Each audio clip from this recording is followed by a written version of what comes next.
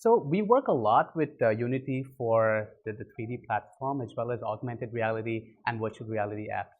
So we're doing a lot of these things for transportation companies, we're doing it for industrial companies, we're doing it for manufacturing companies. And I think we find Unity great because it reduces the development time and it's a lot easier to use as well.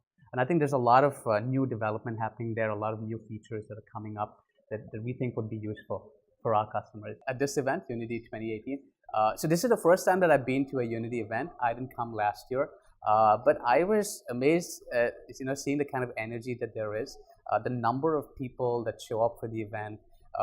So I think one is the use cases, which are great. I saw some really interesting things that people are working on.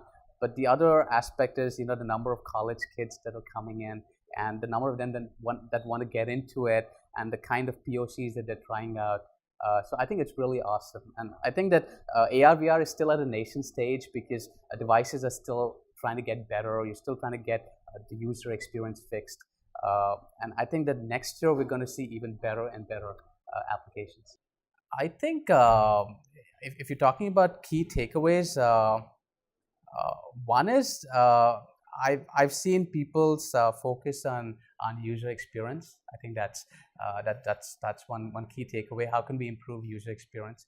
Another thing that I've seen is that ability to perfect things in different kind of scenarios. Because what happens with AR and VR is that it might work very well in your studio or in your particular office, but when it comes to different real life scenarios, it's got to work as well. It's got to be practical.